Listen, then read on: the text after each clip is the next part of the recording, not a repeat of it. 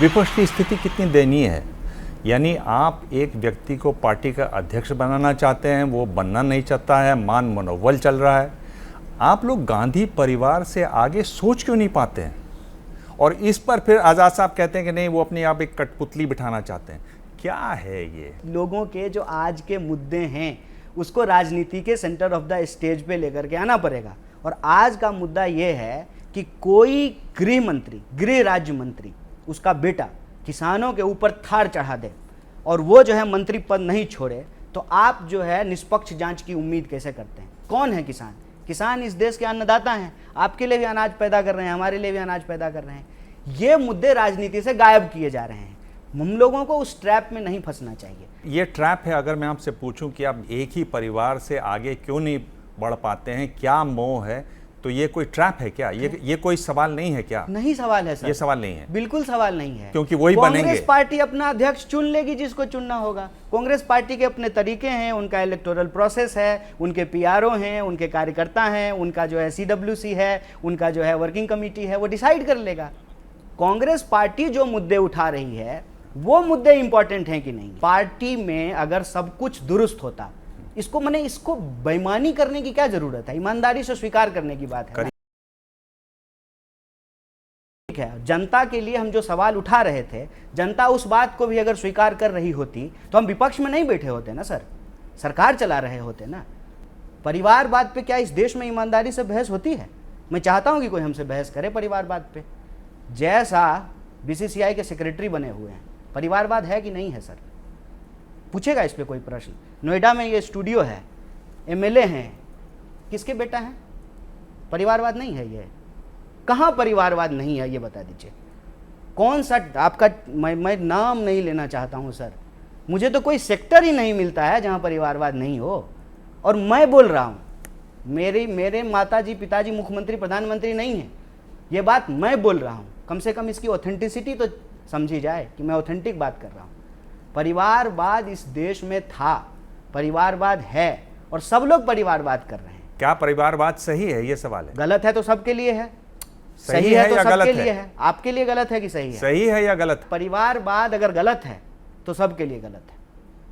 सही है या गलत है? नहीं, मेरे लिए तो गलत है। गलत है। मेरा कोई परिवार नहीं तो मेरा गलत है, लेकिन जिस दिन मैं नए प्रधानमंत्री बन जाऊंगा मेरे लिए सही हो जाएगा। आप लोग कहीं दिखते नहीं हैं, सिर्फ एसी के कमरों में बैठे रहते हैं। हो सकता है आप ना बैठते हो, आपके बड़े नेताओं की बात करता हूं। हमारे पास भी एसी है सर। आपके पास भी एसी, बहुत अच्छी बात है। कांग्रेस के नेता कहीं प्रदर्शन करते हुए, कहीं कुर्ते फटवाते हुए, कहीं कंधे छिलवाते हुए लोगों की बात करते हुए नजर नहीं आते हैं। कहीं कांग्रेसी नहीं नजर आते कि 10 लाख की रैली हुई हो, कि इस राज्य की राजधानी में 10 लाख, इस राज्य की 5 कोई राजधानियां आप गिना नहीं सकते जहां कांग्रेस ने 10-10 लाख की रैली की हो। छुपे बैठे हैं आप लोग कहीं। पूछ रहा हूं कि आपने कभी इस पर आत्मचिंतन किया? इस पर आपको कोई जवाब है? जी, आत्मचिंतन किया है। पूरे देश से 400 से ज़्यादा प्रतिनिधि आए थे उदयपुर में, मैं भी था सर। खूब हम लोग जो है चिंतन किए, उसको हम लोग कहते हैं उदयपुर चिंतन शिविर, और उससे जो है उदयपुर डिक्लेरेशन तैयार किए। उसी डिक्लेरेशन का ये फैसला है, कन्याकुमारी से लेकर के कश्मीर तक भारत जोड़ो यात्रा करेंगे, और इसके 3 मुख्य बिंदु होंगे। पहला बिंदु आर्थिक है, दूसरा जो सामाजिक बिंदु है कि जाति और धर्म के आधार पर जो समाज का ध्रुवीकरण होगा, उस ध्रुवीकरण में हम लोग नहीं फंसेंगे। यह देश हम सबका है और हम सब मिल करके इस देश को मजबूत करेंगे। और तीसरा जो राजनीतिक प्रश्न है कि विपक्ष की मजबूत भूमिका निभानी है। अगर हम मजबूत भूमिका नहीं निभाएंगे तो इस देश में बहुदलीय व्यवस्था नहीं बचेगी। बहुदलीय व्यवस्था नहीं बचेगी तो लोकतंत्र कब तानाशाही में परिवर्तित हो जाएगा, जनतंत्र कब लाठी तंत्र में तब्दील हो जाएगा, ये हमको पता भी नहीं चलेगा। इन बिंदुओं पर जो है हम यात्रा करेंगे, आत्मचिंतन कर रहे हैं सर। गुलाम नबी आज़ाद कहते हैं कि बीजेपी कांग्रेस से आगे इसलिए निकलती गई बीते 8 सालों में क्योंकि एक नॉन सीरियस आदमी को पार्टी के शिखर पर थोपने की कोशिश हुई। वो कहते हैं कि राहुल गांधी के पीए और उनके जो बॉडीगार्ड हैं वो फैसले लेते हैं पार्टी में। हार्दिक पटेल भी यही कहते हैं कि राहुल गांधी से मुलाकात नहीं हो पाती, वो समय मांगते रह गए। इस पर आपको क्या कहना है? अगर मैं आपकी ही बात को मान लूँ, आपने जो सवाल पूछा है मैं वो आपका मत समझ लूँ, तो कोई व्यक्ति अगर इतना ही महत्वपूर्ण नहीं है तो फिर उस पर इतना समय क्यों खर्च किया जा रहा है? क्योंकि मैं ये समझता हूँ कि वो व्यक्ति महत्वपूर्ण है। वो व्यक्ति जो लड़ाई लड़ रहा है और जिस इंटीग्रिटी के साथ लड़ रहा है, इलेक्टोरल नुकसान उठाने के बावजूद जो वो विचारधारात्मक सवाल उठा रहे हैं, शायद यही वो वजह है कि सब तरफ से प्रधानमंत्री जी भी राहुल गांधी का नाम लेते हैं, पूरा उनका मंत्रिमंडल भी राहुल गांधी का नाम लेता है, मीडिया में भी राहुल गांधी की चर्चा, कांग्रेस जो छोड़ करके जाते हैं वो भी राहुल गांधी की चर्चा करते हैं, जो कांग्रेस में हैं वो भी राहुल गांधी की चर्चा करते हैं, पूरा सोशल मीडिया पे भी राहुल गांधी की चर्चा हो रही है।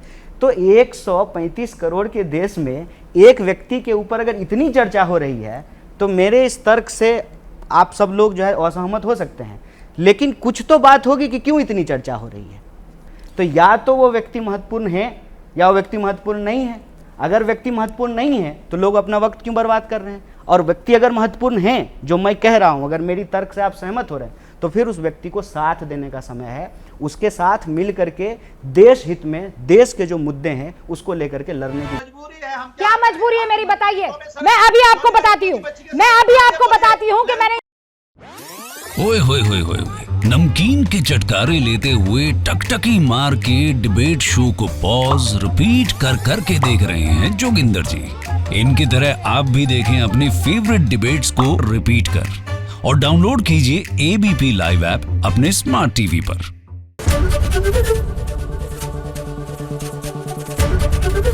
एबीपी न्यूज आपको रखे आगे।